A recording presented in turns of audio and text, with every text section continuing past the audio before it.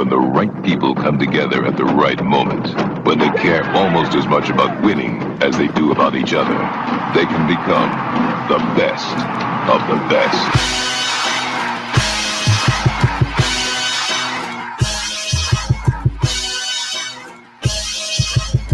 Welcome to the best soccer show, the best soccer show in the whole world. Here we go. It's the best soccer show. Jason Davis, Jared Dubois. We are live in our most comfortable of places, a Sunday evening, East Coast, West Coast, Midwest. We got it all covered. The only thing we don't have covered is like the mountain time zone. Actually, no, Nick, you're in the Eastern time zone. It's just Ohio's in the weird part of the country where it's like, is that Central? Is that Eastern? I never can tell. When I dialed up Nikki Soup and Salad to take your place on the From the Stands episode this past week because you were doing other things, you were otherwise indisposed. Yes. He said, "Oh, call me at 5:00," and I was like, "Is that 5:00 my time? 5:00 his time? Whose time is that?" And then I had to look up that Ohio actually is the Eastern. Yeah, the same time. I mean, I didn't know. I want to make sure. I've had like disconnects with people before over stuff like that. So, but we're here. It's 9:00 my time. It's 6:00 your time. It's also 9:00 Nikki Soup and Salad's time. The people are here to listen to us talk about soccer right here on this program. Before I do that, though, I will note, so longtime listeners of the Best Soccer Show will know that for a long time we used a clip from The Rock featuring Sean Connery talking about prom queens and other things and that kind of thing. And we decided to switch it up. We made a change. Now that the opening that we use now, we actually had it before. We just didn't use it as much. Yeah. It's from a movie called the trailer of a movie called Best of the Best. Do you know this movie? Eric Roberts, right? Eric Roberts. It is a Taekwondo movie. It is now on Netflix. I almost watched it simply because we use it on the show. It like popped up in my suggested. I'm like, there was there was so much martial arts in the 80s. Oh my God. 80s had so much martial arts. What happened? What were we doing? I remember watching like American Ninja or whatever that was, and like Three Ninjas. Three Ninjas. There were kid stuff. Teenage Mutant Ninja Turtles. Obviously, The Karate Kid was martial arts. Best of the Best was a martial arts movie. I mean, all the Jean-Claude Van Damme movies. All of them. And yeah, even Steven Seagal is doing martial arts. Yeah. Also popping up on my Netflix feed this week was Under Siege, which I almost put on as well. I don't know if it holds just for up. The cake scene, just for the cake scene. Well, hold on. No, don't take us down that road quite. But yeah, I mean, yes, as a young boy in his formative years, I may remember the cake scene vividly. I may have it may be burned into my consciousness. A part of my body was under siege. So we're going to talk about soccer tonight on this show. Obviously, you're in the chat. You can jump in with whatever you got. We'll have open phone lines, and we probably don't do a good enough job of pumping these things. You can jump in here and call us up 717-727-2378. We decided to put the show up on my Twitter page today, so we maybe have some people watching over there in addition to the YouTube. And Jared, we are kind of in this weird place where MLS is going. It's a thing. There were results. There's games happening right now, or they're going to be happening this evening, and we could certainly talk about Chicharito Hernandez scoring goals again, or another goal. We could talk about Alan Pulido scoring for Kansas City. We could talk about Gonzalo Higuain, rub some salt in a Nikki Soup and Salad wound. We can do all of that.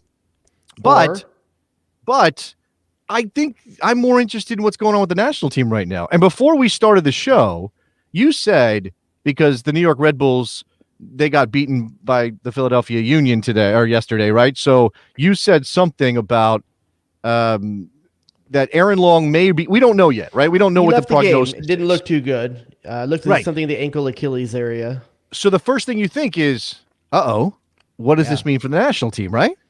Yeah, I started thinking like, okay, well, I mean, let's start talking about what's the descending order of options here if he can't go, because we've been under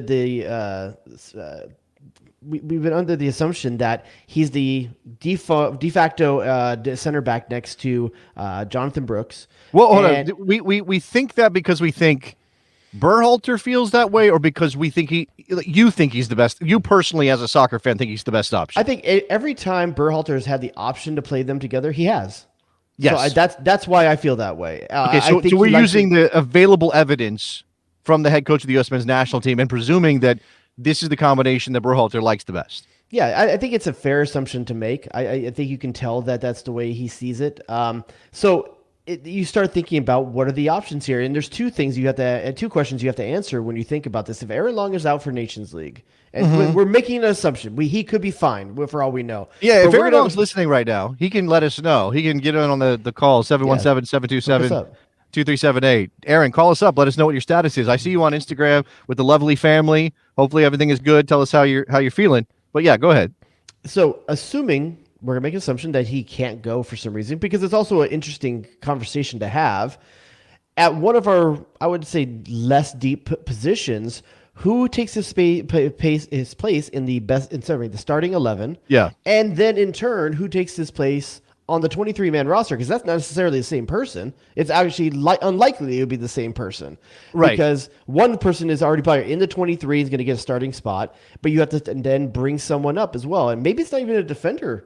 We hadn't even talked about that. It may not be a defender that you end up bringing into that 23-man roster.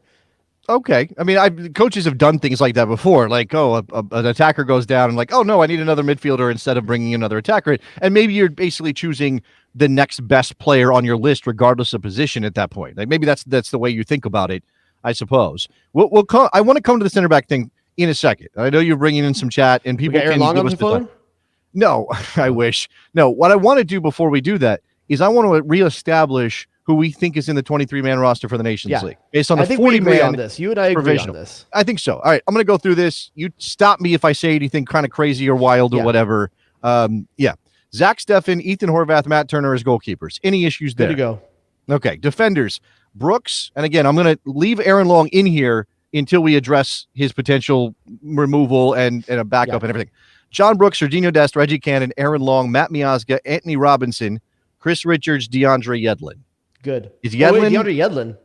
That's okay. Oh, sorry. No, we didn't have Yedlin. We had Tim Ream, right? Because we believe that Berhalter wants his. Berhalter will take him. Yes. Right. Okay. So let me do that again. John Brooks, Serginho Dest, Reggie Cannon, Aaron Long, Matt Miazga, Anthony Robinson, Chris Richards, and Tim Ream. I think that's what Berhalter's going to take. Not that we like it, but we think that's what he's going to take. In the midfield, Weston McKennie, Giovanni Reina, Tyler Adams, Yunus Musa, Sebastian Lletget. We put Brendan Aronson in there. Yep. We did get to that eventually. And Jackson Ewell. I believe that is our midfield. Yes? Ours. Okay. Forwards, Pulisic, Sargent, Weah, Zardes, DK. That means no Areola. That means no Altidore. Altidore wasn't even on the 40-man. Yeah. No Sibachu or Giacchini. We're okay with that, right? We're good with that. So, there's the level set. That's what we're talking about when we talk about a 23-man roster for the extent of right. And I do think it would be interesting to say, okay, Aaron Long is out. Who's the next guy up for the roster? Who's the next guy up in the starting 11? But also, like, at least kind of have a thought as to what the depth chart looks like all the way through the team. Because part of this is like there's going to be a domino effect. So, for example, if you say, who's the best right back in the American pool, Jared? Who's the best right back available to Greg Berhalter? Serginho Dest. Who's the best left back available to Greg Berhalter? Serginho Dest, right? He can't play both positions. If he's going to play on the right, that means Robinson's probably starting on the left. Wait, did we leave Lletget? There's someone in the chat saying that we left Lletget out. No, we had Sebastian Lletget in our roster. I'm unfortunate to disappoint our person immortal in the chat. No, Sebastian Lletget is going. I'm almost positive of that. Yeah, and he scored for your boys. So he's feeling good right now. All right, so let's start with the Aaron Long question because it does seem like a possible reality. Yeah, let's start with the starting lineup then. Okay, so if we're gonna go starting lineup and Zach Steffen is the goalkeeper. Again, this is what we think Berhalter will do right now, not necessarily who we would pick to go play a game, right? They may be close. Agreed. Okay, so Zach Steffen in goal. Then you have John Brooks, and we presume Aaron Long would be the starter if healthy. At left back, right back. This is where maybe there's a little bit of a question because Anthony Robinson is a left back, but nothing else. Serginho Dest is a right back, but also a left back, and now Reggie Cannon is there. So where are you going? I think it's Serginho Dest on the left, Reggie Cannon on the right. I tend to agree with you. I think Anthony Robinson has a role to play, but I don't think he's going to be the starter. So then you have in the midfield trio, Tyler Adams, Yunus Musa, Weston McKennie, we have any problem with that. There's no issue with that. And then forwards, Pulisic. And then the center forward, there may be a bit of a question mark. Because you could say Josh Sargent feels like the guy, but I'm not positive he is. But Gerald Dike is he's the hottest guy, but I don't think he has enough experience to be comfortable for Berhalter.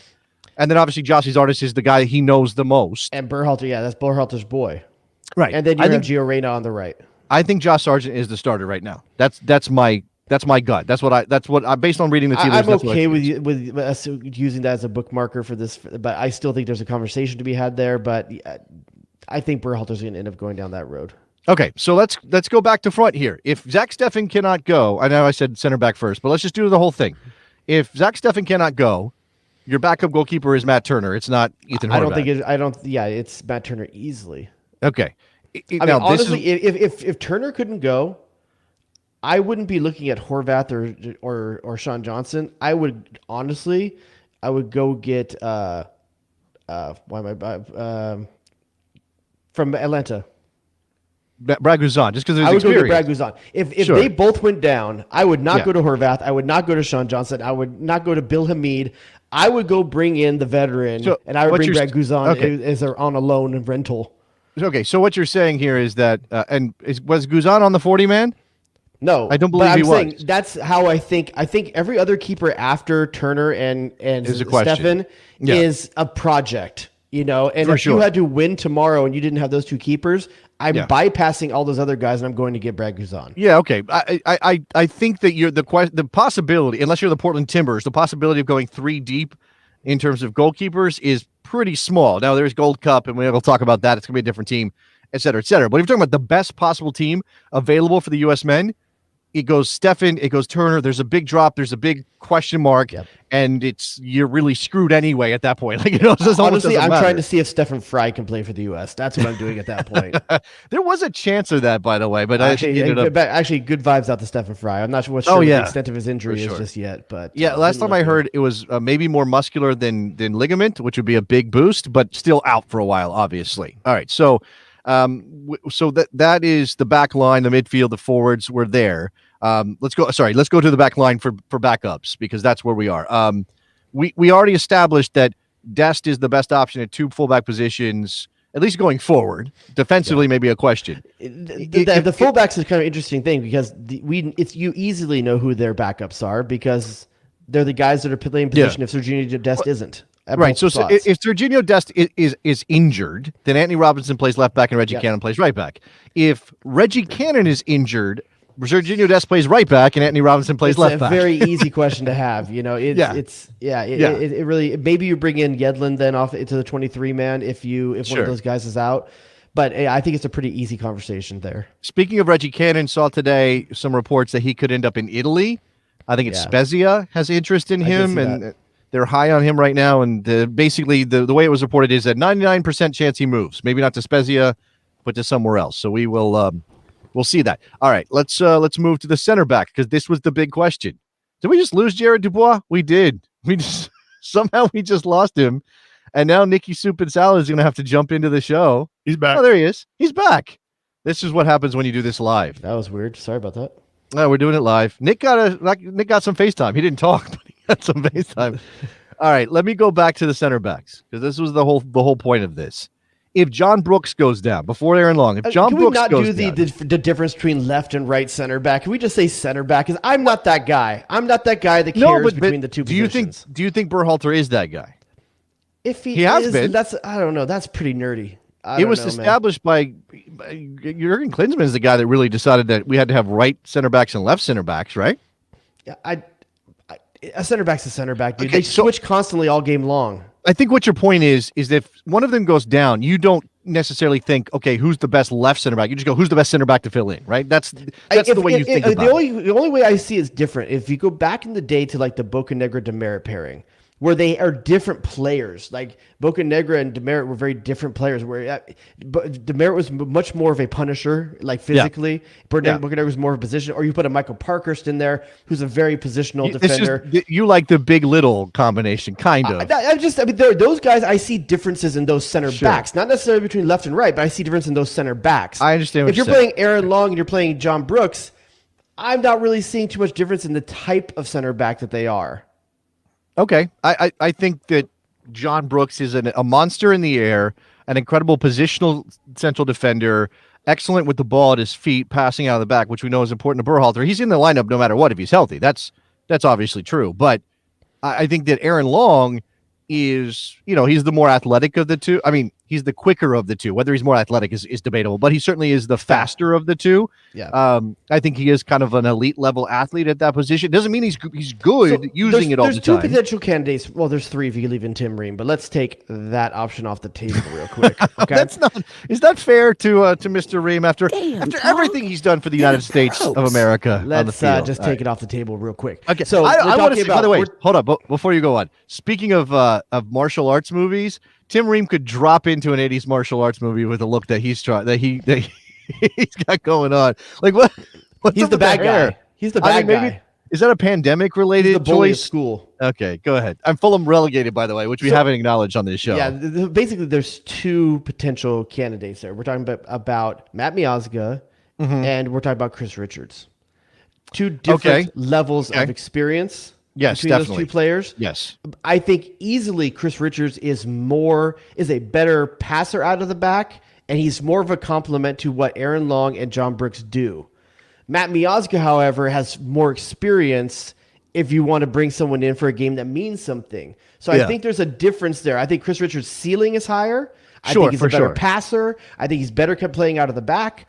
But Matt Miazga has is more of a veteran and has been in some of these situations before. I'm going to say this, that the American soccer fan base, shout out to all the besties, all the U.S. men's national team fans out there. All of you have signed up for the American Outlaws over the years. All of you are on message boards and big soccer and lurking and tweeting at every journalist when something comes up.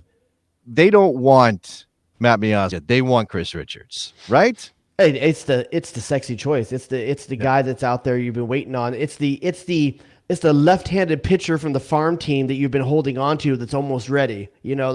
Bring him up to the majors kind of thing. Chris Richards is the guy in the stable ready to go. I think we should address. So Chris Richards is the top level of the project players, right? The young players coming through.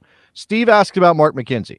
Mark McKenzie hasn't been great in Belgium. It hasn't gone as well as he would have liked. I like Mark McKenzie. He's a good player. Started for Genk over the weekend. But he's not at the same level as Chris Richards. That's not to say Mark McKenzie won't be an option down the line. I still think he's an option. We're not talking about Mark McKenzie right now because he was not in our 23-man roster that we were talking about. So if we're going to talk about Mark McKenzie, we have to then say he's the guy you're bringing in to fill into the 23-man, and then he's going to leapfrog these other guys who are already on the 23-man to get the starting spot. I think that's a long ways to go, a couple of steps to take logically. You cannot take Chris Richards, Mark McKenzie, and Miles Robinson, and you can't really take Chris Richards and Mark McKenzie or Chris Richards and Miles Robinson. You're not mentioning Zimmerman either in this. No. Zimmerman loses out to Miazga because I think it's one or the other, not both. Especially if Tim Ream comes. If Tim Ream doesn't come, then you have room for one of those guys. Yeah. Now, we talked this out. We think Ream is their experience, but also because he is capable of playing left back. Whether you think he's great or not, he certainly understands the position in a natural way, as opposed to like pushing an actual center, an only center back out to that spot. You're not going to do that. And right now, your only left back, clear cut left back on the roster is Anthony Robinson. Serginho Dest can play there and probably will start there if Reggie Cannon is healthy, but you don't have a lot of depth there. And Tim Ream is versatile, and we think versatility matters, right? That's why. Especially, listen, if a guy like Aaron Long does go down, you're going to want a veteran presence, and that's what Tim Ream gives you. Do I really like him on the field? No, but you do need these kind of guys with a very young team. We're again, this is all speculation. We're not inside the head of Greg Berhalter. Although if Greg's listening, give us a call, 717-727-2378. Let us know what you think, Greg. Tell us where it is. I think it's possible. I mentioned Domino's, right? And we talked about the fullback situation. If Serginho Dest goes down, then that means Robinson starts at left and Reggie Cannon's at right. If Reggie Cannon goes down, we talked about that, right? So it's possible that, say, if you lose Aaron Long, that Greg Berhalter, or you lose, let's say you lose Serginho Dest or something, Berhalter may say, well, Tim Ream's my left back, not Anthony Robinson, because I trust him more, or something like that. There are variations within this. Here's how I see it. I think both in terms of filling in the starting lineup, if Aaron Long is out, both Miazga and Richards have a likely scenario where they play. I think it's dependent on the game and the matchup. Oh, okay. If you're going against a team that you have the intention of beating, I think you put Chris Richards in there because you're going to have the ball a lot. You're going to move the ball a lot. You're going to swing it across your back line consistently and find those penetrating passes to break down a team that's 10, 11 men behind the ball. Chris Richards, I think, works better for that. If you're playing Mexico, you may take Matt Miazga because you want a guy that's going to be on his heels more and has a relationship. He's played with Brooks multiple times already, too. Okay. Yeah, the European call-ups when Aaron Long wasn't there. Matt Miazga was playing next to Brooks. I'm thinking about the Nations League and the U.S. men's national team. Those are the games that matter on the schedule because they're competitive games in a tournament that's supposed to mean something, right? Again, how much you put into it, I don't know, but I think Berhalter wants to get the best team possible on the field because you need reps, right? Yeah. So you're talking about Honduras. I mean, there's a Switzerland friendly. Remember that. There's a Switzerland friendly on May 30th. Which I don't believe McKinney will be a part of, or Pulisic will be a part of. One of the two won't be a part of that. I can't remember which one. Okay, maybe that's news to me. I don't remember. It's Honduras on June 3rd, and then you play the final. If you win that game, you play the final probably against Mexico, although Mexico has to beat Costa Rica to get there, right? So if it's Honduras in that first game, if we're eyeballing that game, you're saying that you might choose a different. I might choose Chris Richards. Okay. I honestly, I might take Chris Richards in that game, and I would play Miazga for the Mexico game. It also gives you a guy that's 90 minutes fit that hasn't played a game a couple of days beforehand. Like I can see a scenario where that's what you do it if you don't have Aaron Long. So you're okay. Give me your reasoning here on Richards against Honduras, but not Mexico. I think he's better on the ball. I think he's a better passer. I think he's a better stepping out of the back line into the midfield when that space is there. I think he's a better distributor, passer. And so because we are likely to have more of the ball and you're going to have to break down a team over 90 minutes, I think that's why you want the guy that's better on the ball on the field. Attacking wise, I agree with you. Probably defending wise, better. I mean, you don't want to put yourself in last ditch defending situations, but if you're talking about last ditch defending, you'd rather have Chris Richards chasing somebody down on a Honduran break than Matt Miazga, right? Yeah, I think that too. I think he's faster than Matt Miazga. I mean, just in terms of pure speed. Again, whether or not he plays the ball correctly or makes the right decision in terms of a tackle or whatever, maybe is a different question. So it's a trade-off for sure. Okay, so we're saying that if John Brooks goes down, you're going to bring in Matt Miazga to pair with Aaron Long. Unless you're playing a team where you need the ball more, you're going to have the ball more, then you're playing Chris. If John Brooks goes down, I'm thinking about bringing up Walker Zimmerman and playing him. But he's not even on our 23 man. I know, but I'm saying I may even take that leap because I think John Brooks is a physical presence on that back line that I don't think Matt Miazga comes up to the level of. I don't think Chris Richards comes up to the level of. If you're talking about replacing a physical presence, I'm looking at a guy like Walker Zimmerman. Okay, you don't have to actually. You're not going to replicate John Brooks in most ways, so you don't have to replicate John Brooks. You just have to have the most competent player that you can get in that position. So I tend to think Miazga would be the first choice there based on experience, especially alongside. Think who you're playing though. You're playing Mexico. Think how physical that Mexico games usually are. You're playing CONCACAF physical. Games. Okay, all right. I don't think Walker Zimmerman gets a sniff. I don't. I just don't think he's going to be in the picture. MLS player, the defender of the year, is not worth a sniff at this team. He plays in a system in Nashville. I'm not telling you that I would pick this exact team. I'm telling you what I think Berhalter is going to do. And maybe you're right. Maybe he does call in Zimmerman to replace Brooks, even though Zimmerman wouldn't be on the roster if you had Brooks completely healthy. And obviously, we're talking about Aaron Long. I'm going on the fence and saying what I think and who I put in there. You haven't said who you're going to do yet. I just said Matt Miazga.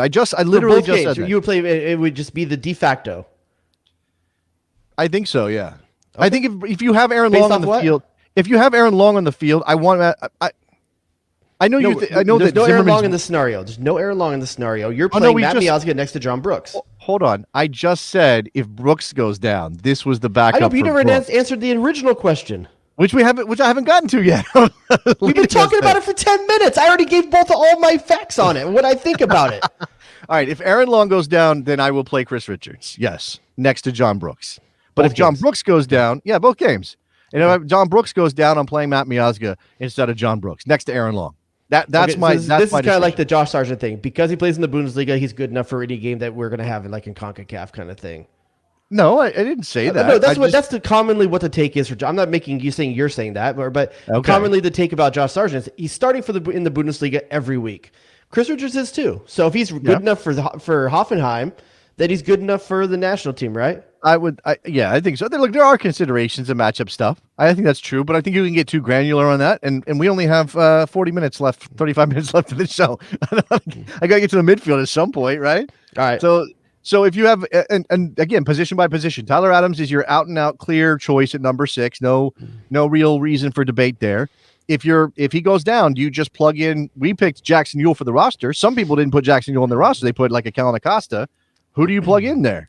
For me, Because it's not an obvious choice. I think Jackson Ewell is the obvious choice if Tyler Adams goes down. There's no one even Okay. close. I don't think there's anyone close in our system. That's right based on an understanding of how the system works, his distribution. But he's not going to rep. This is just like John Brooks goes I down. think You're not like for replicating. like position wise, and like he'll do the dirty work defensively. He'll get stuck in, and I've been a fan of Jackson Ewell for CONCACAF games for a while now. I think the dude is made for CONCACAF. The way he's a dirty little center midfielder that loves to get into tackles and stuff like that. I like Jackson Ewell for that kind of muddied up kind of style of play.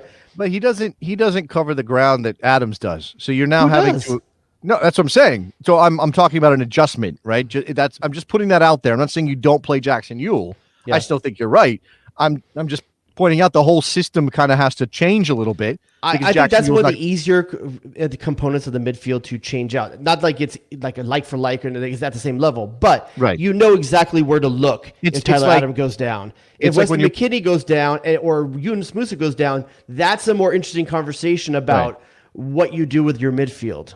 Ewell for Adams is like if you had a bunch of Transformers and you're playing Transformers and one breaks and you have to go get a GoBot to put into in the game, even though it's not the Or like we best used fit. to take your He-Man apart, you take He-Man's arm off and you put Skeletor's arm on. That's a good point. That's like having Voltron Lion version and you don't have one of the lions, so you have to put in the vehicle version, and everybody just hates it's that. Not Yeah, up to the right level at all. it's just not the same. All right, Wrong for so the canon.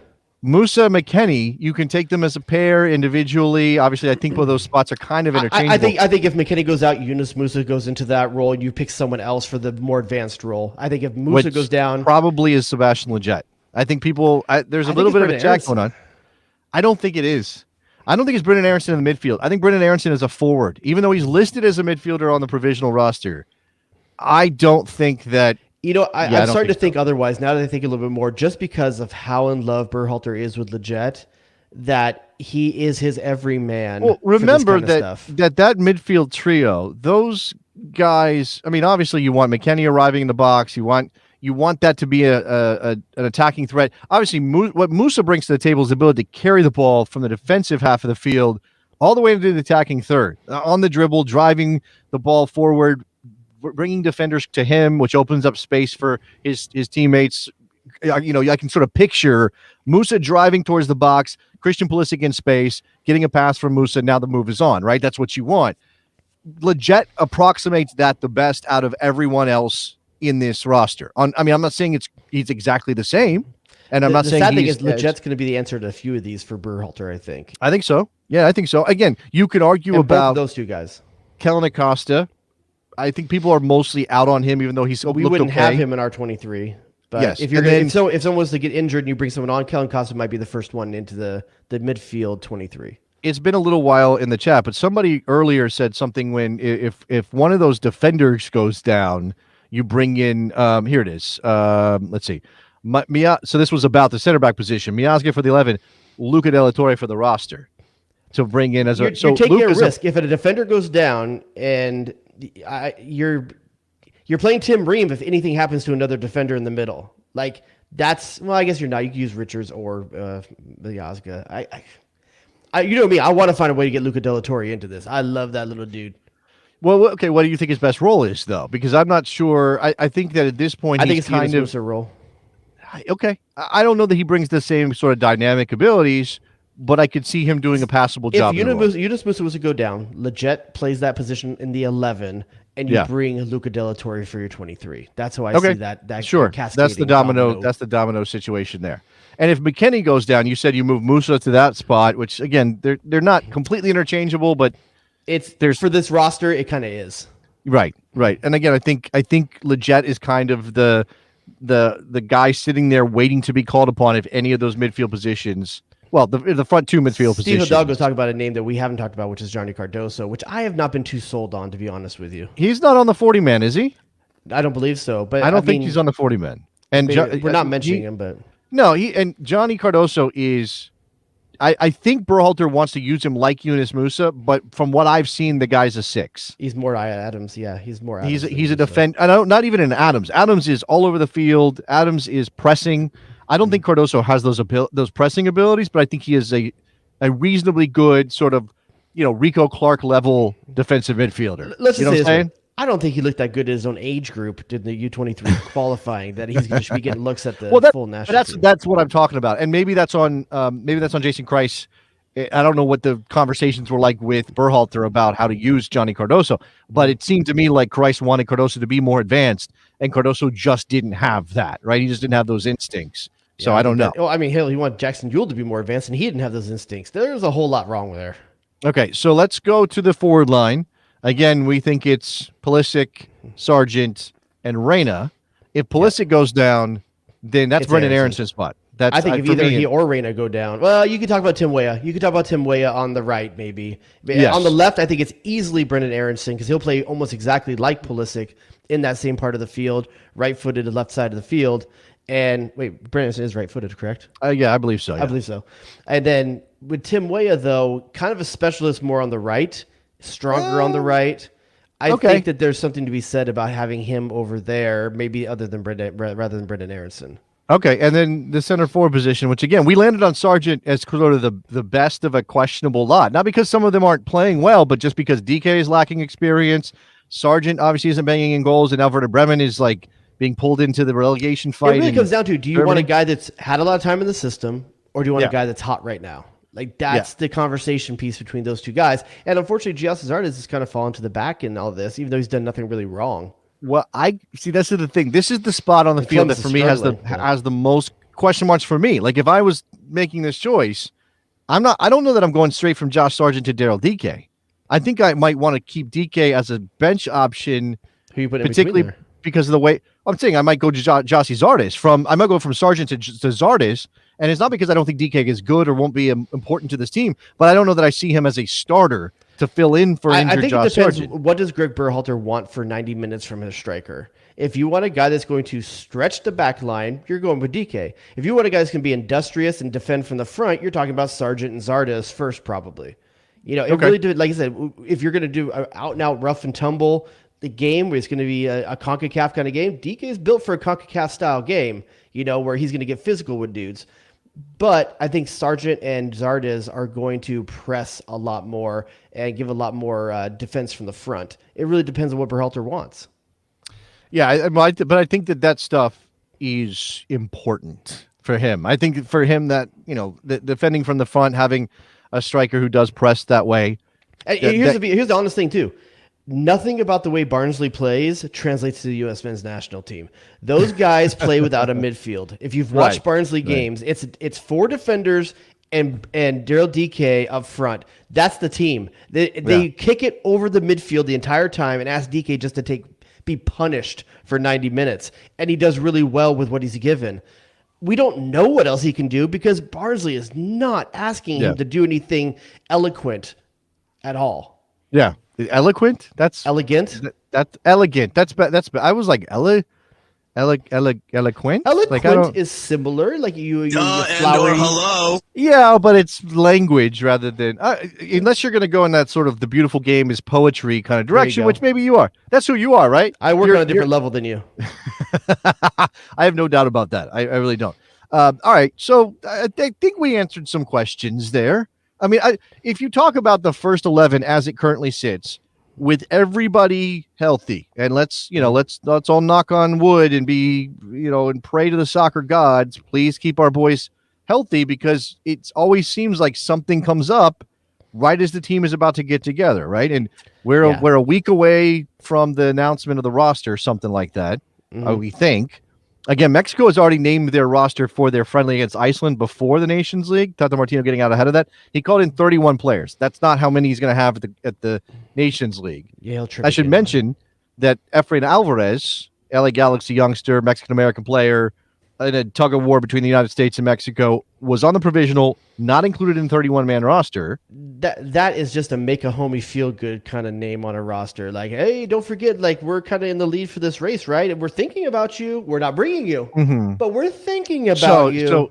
So for you, no está listo. He's not ready yet, right? No, I mean, he's barely ready for starter for the Galaxy. Okay, like, that's fair. I mean, I saw, you talk about what this means, and the sort of eternal battle for players that's happening between Mexico and the United States. By the way, what, that there's a battle that we're having? I think it's cool. I think it's a cool thing that exists in our rivalry with them. No, I'm fine with the dynamic, and while I am less likely to get all riled up about a player who chooses Mexico over the United States than I think a lot of fans are, I do like it when the United States, makes a move and makes a player feel wanted, and that player decides to play for the U.S. I don't think we haven't won one yet that feels like a big one, right? That hasn't happened. Yeah, we haven't, because all the teams that are big were doing other stuff. Like, we had to take these little whatever we could get to get games for the last year or two. Yeah, I mean, look, the Jonathan Gonzalez thing is the most high-profile one, and he still has a very good career in front of him, and maybe a Mexican national teamer. He's kind of in this nebulous middle zone where it's like, is he good? Is he not good? He's playing for Monterrey a little bit. He's not playing for Monterrey a little, so it's not like we've had this is the next star. I think Alvarez stands out because of what Zlatan said, because he's in LA, because Zlatan said a lot of stupid crap too, though. I know he does. He does say, listen, I think Julian Araujo's a win, to be honest with you. I don't know that he's going to be a star. It's not an offensive player, so he's never going to get the same run. But he's chosen the U.S. instead of Mexico. Well, the thing about Alvarez that I guess I don't know that I care all that much if he chooses Mexico, because I think there's a lot of other talent in the U.S. pool at the moment. That makes me feel better. It's like a warm blanket. I don't need that player because I've got this other stuff going on, and maybe there's a sense of let's just have it over with. If Alvarez accepts a call up from Mexico and that cap ties him or whatever, let's just do it, right? He's played in a friendly. He's been in camp. Berhalter apparently told him to go check it out. Let's just have it over with, because I don't need to waste any mental energy. Oliver's take right here is good, though, where he says England's been getting surprised by the U.S. courting kids away from them, too. Also a good feeling. But it's kind of funny, because we've been getting some high-profile polls from European countries, we haven't thought about the Mexico one quite as much. Because we've pulled Serginho Dest, we've pulled Yunus Musa, right. We're getting these couple guys that they chose us. That's pretty cool. And I think they're ready now. They're in Europe now. Yeah. The people we usually talk about with U.S. and Mexico are future products, maybe. They're usually competing for him at the 14 to 18-year-old range, right. And it's more local and at the development academy level. Yeah, no, I think, and we're not. Yeah, certainly. Those two players, Dest and Musa, those are the ones that stand out. And I've talked a lot about on my radio show, which, Jared, do you know that I have a radio show? I have. I found it on the dial the other day. Did you really? What did you think? Yeah. Did you listen to it? I mean, it was right after, it was between CNN and and it was Fox Business. I found it somewhere in there. Okay. All right. Let me hold on. I got to play something here, because otherwise Nikki Supensal will be disappointed. WNBC. But what I was going to say is, on the radio show, I talk a lot about the power dynamics of dual nationals. And, the United States would occasionally get a player to choose to play for us, but it was always he can't play for the other country that he's eligible for. Jermaine Jones was never going to suit up for Germany. It wasn't going to happen. Well, John Brooks, just once, I think, really. Well, no, he played as a youth international, and he might have had a friendly, but it was going to be really hard for him. He was never going to go to a World Cup with John Germany. Brooks, yeah. And John Brooks, even as great as he is, was still a level below. Maybe could be in contention for a Germany spot. Well, Let's that's be because honest. Germany's center backs have gotten old and things The have Matt happened Hummels to them. of the world are not quite what they once were. But Yeah, but it is a bit of a coup now. We do have a German player that potentially, because he chose us early, could be a starter for the German national team. I'm super happy that he did, but at the time, it was pretty clear that there were 3 or 4 or 5 guys ahead of him. Jerome Boateng, Mats Hummels, those players were ahead of him. So he chose the United States because it was his best option to getting to a World Cup. Now, and I don't know what's fundamentally changed other than the world shrunk, social media is a thing. There's a bunch of American players who are young and talented like McKennie and Adams, and so that makes them an attractive team. I think what the interesting conversation topic is the America in Vogue thing that we're seeing in Europe going to translate to the choice between Mexico and the U.S.? That's a good question. Right. As you see Yunus Musas and Serginho Dest choose the U.S., and you're seeing U.S. being a good springboard for Europe. Yeah. Do you have to think differently about your allegiance and what the choice you're making between U.S. and Mexico? I think that Mexican-American players who may have leaned towards Mexico will think twice. I think Julian Araujo maybe is one example of that because they want to be part of this new group of American players. But I think it's different because I think, and I can't speak from experience clearly, but I think that for a player like Efrain Alvarez or Julian Araujo or Jonathan Gonzalez, you're talking about some deep-rooted stuff there. Like mom and dad are Mexican and they love Mexico and they want you to play for L3 real. Nobody was telling Serginho Dest. I mean, obviously he had the pull of the Netherlands. I'm not saying he didn't have that. That was very strong for him. But, it wasn't like he would be betraying something if he decided to play for the United States. Whereas in a Mexican family, that might be the way that they think about it. So, and Yunus Musa basically had a free roll. Like, I don't know what his thought process was, but he's less American, in the sort of that way. He's American, but I'm saying like you talk about where he lived in Italy and in England and where his parents are from. Yeah. His Americanness is almost a footnote. And yet he's like, let's be honest. It's not always about how do you feel inside. Oh yeah, no, it's for about sure. Your career. And I don't have any judgment about that. Like play forever. Or how you were treated by the other federation. But that's the thing. For some players, it's going to be because I bleed red, white, and blue. Okay, to play for us. For some players, it's going to be like, this is going to be the best for my career. Well, then play for us. I don't care if you help us win. Not every player is going to be Jeff Cameron in America till he dies.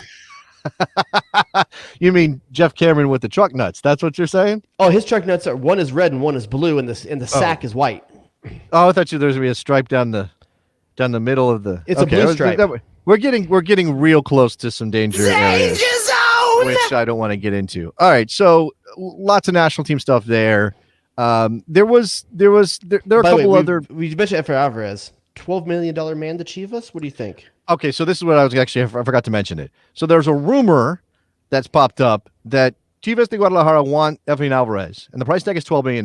Now, the price tag sounds bonkers to me. I don't know how he is worth 12, but Brian Reynolds goes to Roma for 8.5, 9, 10, or whatever he did. Maybe it was 12. Maybe Efrain Alvarez is worth that much. And Chivas pays a premium because they're Chivas, and they have to have Mexican players, right? Mm-hmm. So because it's Solo Mexicano and all of that, they have to pay more. It's sort of like Manchester United skirted that a little bit over the last few years. Like what, Solo Mexicano? Yeah, no, I don't think skirted it here and there. I mean, I don't know about that, but I'm saying that their pool of players that can play for them is smaller than it is for every other team in the world outside of Athletic Bilbao. So they have to pay a premium.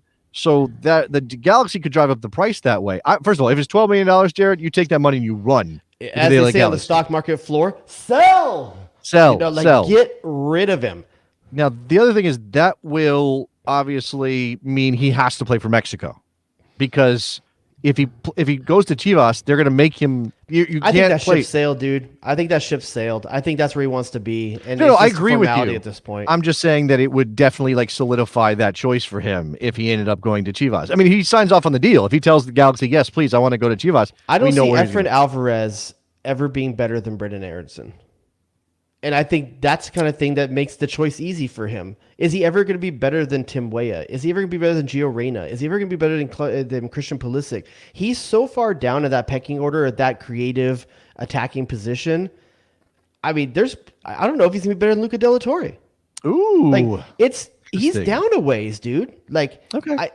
I think he's got to look at his options and be like, that's why I'm surprised Julian Araujo chose the U.S. because you got Reggie Cannon, you've got Serginho Dest. He's choosing a tough path to the right back position on the U.S. national team. Yeah. All right. Let's move on to a couple other things. I mean, sort of national team related, just in terms of Americans abroad. It is Cup season, and Chelsea apparently is allergic to winning cups, which does not bode well for the Champions League final. Jared, they're allergic to playing Christian Pulisic in cup games. Not only did they lose the FA Cup final on the men's side to Leicester, and Christian Pulisic not in the lineup and not available. You know, he subbed in later. He subbed in later. He just didn't start. He didn't start the semifinal for the Champions League either. Like it's kind of, you're finding out where Stanley Tucci really thinks of him. Okay. Yeah, he came in like 66 minutes on Saturday, I think. Yeah, I have the wrong game up. So yeah, he played, but obviously they lost the game. Yeah. So. And then Chelsea's women is the other one I was mentioning because they got crushed by Barcelona in the Women's Champions League final. I don't know. Do we have we have more beef with Stanley Tucci at this point? Like, what is going on? He's doing what's best for him. You can't argue with the results. I mean, obviously this result didn't go his way, but his results over the last 4 months have been impeccable. He lost a cup final. That happens to people.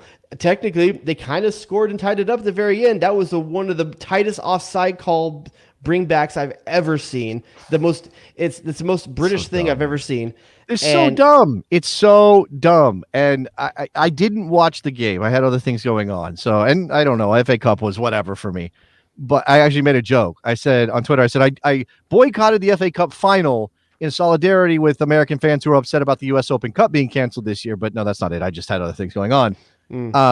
But I saw Nico Cantor posting about that offside call, and he had like a freeze frame of like, here's the ball coming off the foot and here's the player, but the ball is a blur because it's moving and video is not perfect, and you can't freeze frame the second the ball leaves the foot. Said the measurement is approximately 2 millimeters.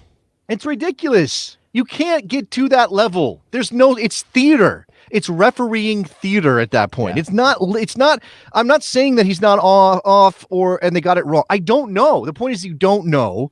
And what the hell are we doing going through a whole process and wasting time if we cannot know? Do you know what I'm saying? I mean, Jason Hoover's saying, I think Pulisic has to move from Chelsea. Christian Pulisic seems hesitant to say that. If the guy's being jerked around, and yes, he said he wants to stay, but if the guy's being jerked around, yeah, maybe. But do you think, hold on. There's plenty of guys that, okay. Well, no, the question is, do you think he's worth his transfer fee right now? Do you think they can make their money back on Christian Pulisic at the moment? I think he's worth the same. Unfortunately, the market has changed. Like, I think his talent is still worthy of that number 2 years ago, but unfortunately, all teams are cash strapped. I don't think the transfer fees are going to be what they were 2 years ago. That's probably true. I will say that I think at the very, very top end, you still can get that money, but there's also limited jobs at that level, right? So so there's maybe 10 teams that could go afford Christian Pulisic, whereas 2 years ago there's 50 teams. I honestly think the trend, especially in the Premiership, is going to be, you have this money to spend. They're going to spend on a coach, not a big player. The coaches are what are getting everything done in the Premiership right now. Okay. That's the difference, I think, at the top level right now is who's at that up there. But Christian Pulisic, is there anything wrong? Is there anything wrong with being the best substitute on Chelsea, a Champions League finalist, FA Cup finalist team? Is there anything wrong with that? Are we like unrealistic right now? I mean, I guess it is kind of greedy as an American to be like, yeah, he has to start every game for a Champions League finalist. Was the first striker off the bench for his entire career and one of the best, most lauded Manchester United players of all time, and he was always the guy that came off the bench. Yeah, I know. I just think that Christian Pulisic is good enough to start more than he does. That's it. That's me. Maybe there's a lot of bias involved, but that's just me. So right? the other team that they're going to be playing in the final, Manchester City. Does he start for Manchester City? Is he good enough to start on the other team? Probably not at this point. Then that's maybe our question. Now, maybe he's just better for the system that Stanley Tucci out there. I don't know. But I also wouldn't begrudge the guy if he wanted to go someplace where he gets more minutes. But I think he's walking away from a pretty good deal. Chelsea's on the up right now. Do you leave a team that's on the up just because you're not happy being the first guy off the bench and you're probably going to start a third of the games of the season? No, I think you have a point, and I think that's his attitude. I think he probably likes playing when he plays, but there's clearly going to be some frustration because he's just not going to be there every single time. He's just not going to be in the lineup. So, and yeah, Sean's right. Manchester City has Pulisic level players on the bench. Yes. I mean, Raheem Sterling's not a full-time starter for Manchester City at this point, is he? Yeah. Yeah. So, it's a tough nut to crack. It's tough to be in there. And that what separates the Christian Pulisic and the highest level players of those teams is consistency. If he can get consistency, I guarantee you Stanley Tucci is going to have him in there all the time. Consistency is a hard thing to get. Well, I think there's also, I think Tucci, you got me doing it now. I think he's doing I saw somebody like saying, hey, Frank Lampard deserves a lot of credit for where Chelsea is. He may not have been the guy to get them over the final hill and to the Champions League final, but he didn't like wreck the thing. He didn't burn the ship down. Like he got them navigated to a point where as soon as Stanley Tucci came in, he could get them better and get them to this level. And the thing that Stanley Tucci does better than Frank Lampard did was rotate through the options, but do it in a way that doesn't unsettle the team every single time. Well, I got a pick of poison for you then regarding this kind of topic. I want to see how you see this. If Christian Pulisic's rest of his career is kind of like it is right now, first guy off the bench on really good teams, player, really good player. Yeah. Would you rather have that career, or would you rather have Clint Dempsey's career, where you were playing every game and the guy on a lower level Premiership team, but you're the guy for your team? So this is my choice? Yeah. If you could choose between those two things, you're starting every game. You're starting every game, and you're the guy for your team. Uh-huh. Or would you rather be the third guy on a better team? And maybe have trophies at the end of it. I don't know Christian Pulisic personality. He's not that forthcoming with his level of competitiveness. I'm the kid who got kicked out of a Little League baseball game because I was too competitive. So I would take Clint Dempsey's career over Pulisic's to this point because I would go crazy on the bench. It would drive me absolutely insane. So I have to play. I'm taking Clint Dempsey's career. Okay, then you think he should move? Then that's your answer. Then I mean, I'm not mean to put words in your mouth, but that's kind of what you're saying. Then if he wants to be at so it is possible. I mean, look at some of the best players in the world now, and some of the places where they've struggled. Look at Mohamed Salah, right at Chelsea. Look at Kevin De Bruyne and how long it took him to finally get to this level at Manchester City, right? I mean, that's a guy who was he was in Wolfsburg for a little while, right? I mean, what I'm saying is, how young they were is a factor here. And obviously we're all thinking that Christian Pulisic at 22, 23 should be this fully formed article. He should be at his top level, but he may not hit that level until he's 27 or 28. Like he may not reach the mountaintop as in terms of his talent until he's a couple years older than this. So he could take a step back in terms of the level of the club. But if he's playing week in and week out, like, okay, here's an example. And I don't know this team well enough to say he would walk in 100%. But if Christian Pulisic was at Leicester, Jared, and playing every single week, would that be a bad thing versus being at Chelsea? There's a chance of Champions League as well. That's what I'm saying. So that's a lower, but in terms of everybody's mindset, Leicester is on a different level than Chelsea, right? In terms of the tier of clubs in the world. They're a tier 2 Premiership team, even though they're ahead of some quote unquote tier 1 teams. They're obviously a well-run Premiership team they're a better team than Arsenal, but no one's going to say that they're a better selling, more popular team than Arsenal. I know it's not a shot, but it kind of felt like a shot. Look at the standings. I'm just like telling you what it says on the scores. I know. I think that I don't know that I want to yell about he needs to move. If he wants to play every week and he wants to start 85% of his team's games, he needs to move. Yes, because it's not going to happen for him there. Right? Yeah. I mean, I think a big part too is there might be a couple players that does Cameron Hudson-Odoi still stick around if he's not getting the time I mean, so Tammy Abraham. I don't know how long they have Mount for, but that's the guy they got to hold on to. If I mean, I'm not sure when his that's a guy that can move to a bigger kind of contract somewhere. Yeah, and Hazard kind of path for Mason Mount is potentially, and that then opens up a ton of playing time for a guy like Pulisic. Yeah. This is Mike. He says, I would rather be a 20-goal scorer for West Ham and playing every week than 15 minutes and winning the Premier League. Okay. And West Ham, by the way, having a damn good year. I mean, in the picture for all the, so I mean, it's possible to be that player. And by the way, you want to become a club legend somewhere, like anywhere, go do it at West Ham and get them a top 4 spot in a Champions League spot, because you will be a legend. West Ham, you're probably never going to play against Messi. You're probably never going to play againly Cristiano Ronaldo. Like, well, no, you're but probably never going what to play I'm about saying Kylian Mbappe. well, this is again you're the not thing. going to be testing yourself against the best out there on the highest stage. You're not that going might to be okay.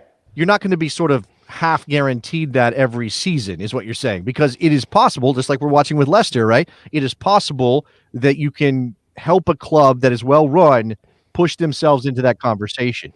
So if he was at Leicester and he's playing 85% of the games, he's starting 85% of the games, and he scores 15, 20 goals in a season, and they make the Champions League, it comes down to, would you rather be Alan Shearer or Wayne Rooney? Like, okay, that's fair. Yeah, that's kind of what what we're talking about in terms of past. Well, sure.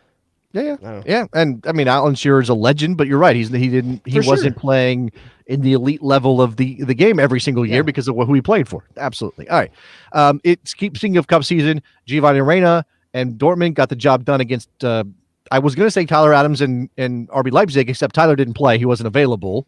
So there's that. Good hopefully for Gio. Hopefully that injury is not too bad, and he keeps getting bit right around the time we start playing national team games. Yeah, I mean, we'll I think he's back, if I'm not mistaken. I think it's just I think he has kind of a wonky back as a general rule, and occasionally it'll give him issues, and then it gets taken down. Now, obviously, there's going to be that turnover at Leipzig.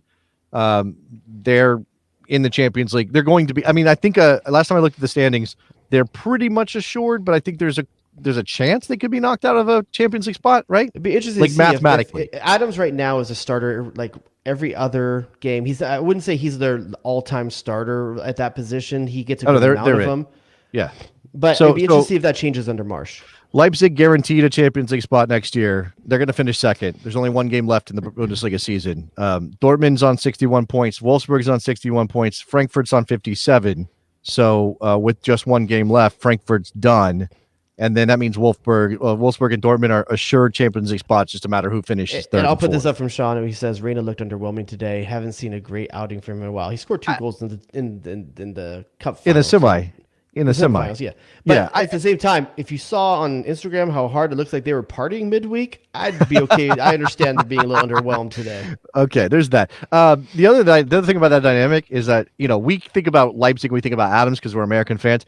German soccer fans, other than in Leipzig, really didn't want them to win a trophy. Like, really did not want them to win a trophy. So at least for those people, German football dodged this bullet of Leipzig taking home some silverware. All right, speaking of races for the final spots of the Champions League, Juve's in trouble, Jared. And, we've talked about whether Weston McKennie stays or goes if Juve sort of reboots again. But a soft reboot, not a hard reboot. And we don't know about Pirlo. If they don't make the Champions League, he's probably gone. That means you have to audition for a new manager. Even if they make the Champions League, he might be gone. That's possible too. I mean, obviously, it's a club with incredible expectations, and even though they've rebuilt, they're in a rebuilding mode. If you miss the Champions League as Juve, that's a disaster. So going into the final week of the season, the final matches of the season, Atalanta's on 78 points, Napoli's on 76, Milan's on 76, Juve's on 75. So Juve has to win in the final match of the season, which is against Bologna on next Sunday, and they need points. They need one of those two teams ahead of them. Who's Napoli playing? Let me just pull that up. 1 second. Napoli is playing. Why can't I find Napoli's name in this list of clubs? The thing is, I don't think they're playing Verona. AC and Inter don't have anything to play for. Verona might. I mean, you almost want Napoli to be going up against a relegation contender, someone that has something that they need to win. Because right now, a lot of teams don't have anything to play for. No. Hold on. So you said Inter Milan won the title. They're done. They're good. They're 10 points up on everybody. Atalanta's in second on 78 points. Now they can't be knocked out of Champions League. I don't believe. I don't think that's. I don't think AC can be knocked out either. AC Milan's in 4th place on 76 points. They absolutely can. I thought they were in third. I apologize. No. Well, Napoli's in third, but they're also on 76. So those three teams, Napoli, Milan, and Juve, are playing for everything. Okay. So Sean said, because Milan has a game. Oh, okay. I'm confused by the standings. Sean says they need Milan to lose 2 games. Isn't going to happen. It's head-to-head, not goal differential. Milan has an edge over Juve. So but I'm seeing 37 games played for everybody in the top 5. No, he's saying when they met, the Juve lost to them, so they have the head. No, I know, but he says he said they need AC Milan to lose 2 games. As far as I'm aware, there's only one match left. Yeah, there's only one game left. What he's saying is because of the head-to-head, Milan.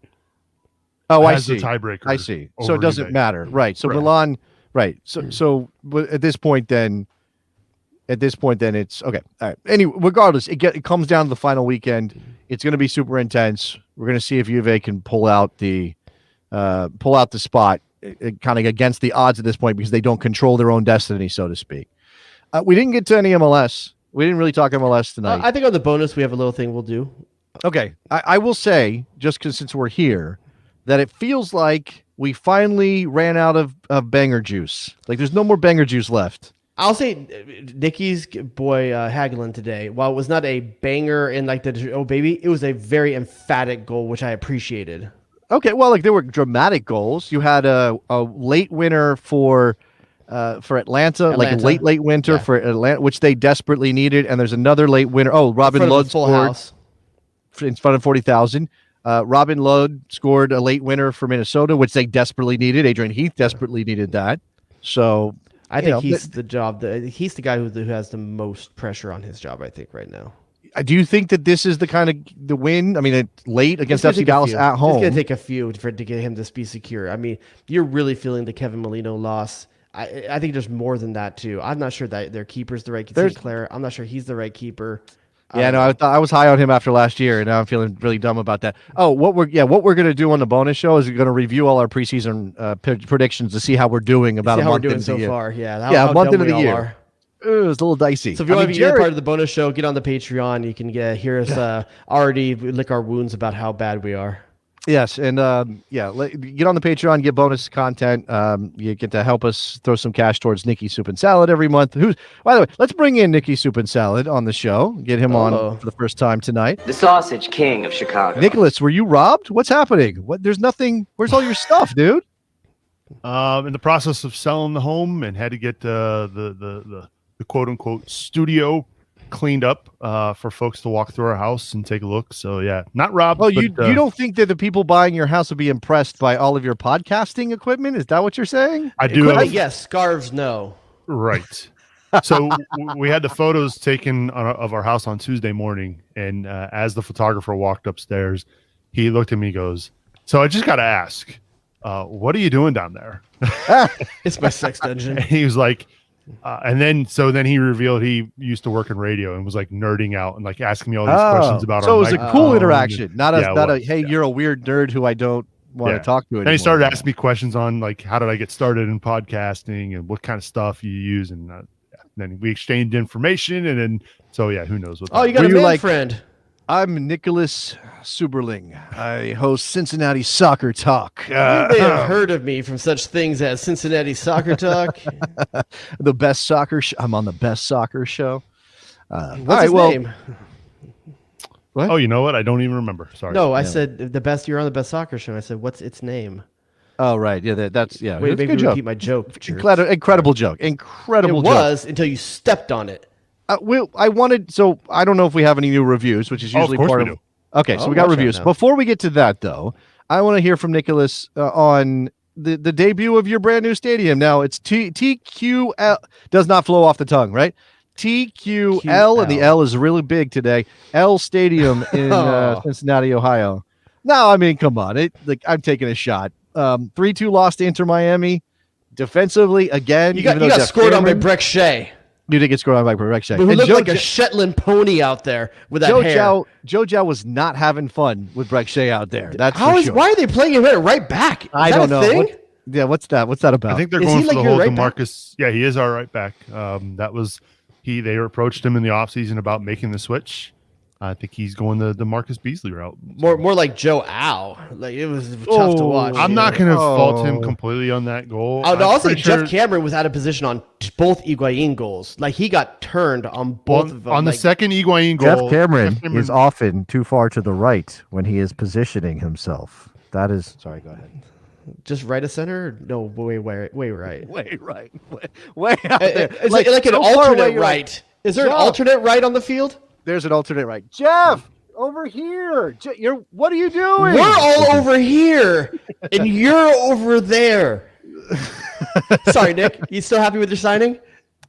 First of all, if you had noticed or watched just before that second Higuain goal, he was like cramping up. Like they were getting ready to sub him off. He was, So fitness is an issue, or you just think like, I mean, he wasn't played a lot of matches. He wasn't a full-time starter. And he for did sure. say this week to the media that that I was surprised they started him, dude. Like off the plane, They had right two into the game. They had two injured center backs. They didn't have a choice. Man. Yeah. So, but maybe Joe Jock can play center back. I also think Vermeer was pretty much to blame on the first goal. Go collect the ball. What are you waiting for? Like, go attack that ball. There are a few things wrong with most of those goals, but listen, maybe Jeff Cameron's the answer. Maybe he's just rusty right now, but it was definitely rough. But I thought Barella's goal was really nice. Well taken. Very nice goal. Hagelin's goal was fantastic. But speaking of bypassing your midfield, holy crap. I mean, yeah, I guess if you got that club in your bag, pull it out. But there was no attempt. I mean, Stu Holden on the broadcast is like, I'm disappointed in Cincinnati. And then Barriel scores, but he scores in the most Route 1 possible way. So, yeah, sure. It's good. Hey, buddy, you got a nice house that you're living in over there now. Hopefully you get good crowds in that soon, and hopefully you guys can make something happen over there. It's Breck Shea's house right now. I hate to tell you, it's Breck Shea's house. That's his house. Oh, man. Yeah, he's probably got to put paintings up on the wall and, alligators, like somewhere. He likes alligators, I think. All right, what do you got for reviews? Yeah, let's move on quickly. Over on Apple Podcasts for us there, Nicholas. We got two new ones this week. This one is from CZ215. He says, since soccer morning, Jason was my introduction into soccer. Longtime listener, love everything you guys do. So that's the first one. But Jason Moore, apparently. The next one is from The Night Runner. It says, this best is my in guy. the world. I can tell already. They say you never forget your first, and I could never forget the best soccer show. I've been listening to Jason and the Rhodius since 2012. He's definitely yours. And they are second to none, not even Jim Ross and Jerry the King Lawler. Oh, damn. They have not only provided me with a wealth of U.S. soccer-related news and information throughout the years, their hilarious banter and incredibly fun format has gotten me through some of my darkest moments. Jason, like myself, is not a fan of any club teams. His rugged East Coast demeanor complements perfectly the charismatic California cool of Jared Dubois as they discuss soccer, fatherhood, frisbee golf, and more. Okay, let's go on the bio. Let's go on the bio. If you were going to pick 5 adjectives to describe Jason Davis, would any of them be rugged? Oh, man. Okay. I'm not going to say anything. You were plaid, flannel a lot of the time that I'm not aware of or something? No, I'm not lumberjack rugged. I'm more... I'm stylish, I'm more like I don't know. Hey, Nick, tell me again, how did you describe me? I want to make sure this tracks. Well, the Night Runner finishes, he says, the charismatic California cool of Jared Dubois. Man. Look at that. Alliteration. See the head expanding as we're doing. No, it's nothing I haven't heard before, dude. He finishes the review with, there is no need to look further. You have already found the best show by the best hosts for the best fans. And only the best will do for you. There you go. That's what I'm talking about. Thanks, let me just hold on. That's how you punctuate that. Look, I feel like we missed some stuff. We could have talked about Atlanta having 40,000 people in the building a little bit more. I did tear up a little bit. Huh? You're not ready for it? Right. No, it just felt right. Oh, felt right. Yeah. And on the bonus show, I think you and I are going to talk a little bit about the return to normal and how we're adapting to it and what it means for us individually. So if you want to hear some of that, I'm sure some of you are dealing with that. All right, I think that's it, right? I might pull up some trivia on the bonus show as well. We got a big bonus show today, but y'all better get your Patreons. That's right. Get your Patreon. Get your Patreon. Well done. I like that. Okay. All right. That's going to do it for us. Thank you very much for listening, guys. Midweek show, the Form of the Stand show. It's a little bit all over the place. Sometimes Thursday, sometimes Friday. Last week, I'm wearing my Save the Crew scarf. It's a different thing. It's a whole different thing. Is that like with in the San Fernando Valley, they won't let them make pornos anymore? Like Save the Screw? Something like that. Save the Crew. I'm wearing my scarf right now from back when that was the thing. It's a thing then again, kind of. Obviously, we touched on it last week. The From the Stands episode this week, which not only features Nikki Soup and Salad on the phone call, It's a really good interview. Was the non-statement out at that point that the crew? Okay. Yes, which the statement that wasn't really a statement. And at the end, you're like, so did you change or you're not changing? Charles Camposano, who is a Nordeca guy, leader in the Nordeca, has been a fan forever. His wife is a capo, he told me. So they're really involved.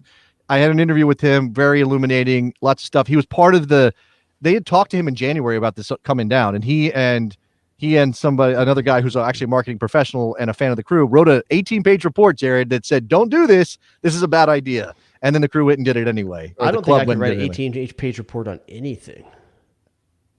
Yeah, I mean either. I'm not doing that. Maybe on the demon dairy cheese. Maybe you can write 18 pages on like appropriate frisbee thing techniques. You could frisbee page yourself. 1 at the top it says don't call it frisbee. All right, with that, we're going to get out of here. Check out everything, ratings and reviews, download the show, subscribe everywhere, YouTube, or whatever, and we'll talk to you guys next week. Bye. Oh, it's not running. Let's try again. Danger Zone! Michael freaking Oscar Pascal! You feel respect for the Gegner. Who asked those questions?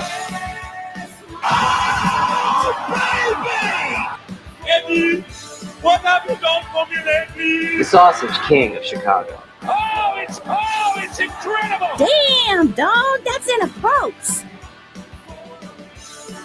Get to the chopper! You shut your mouth when you're talking to me. What are we doing? The horror show!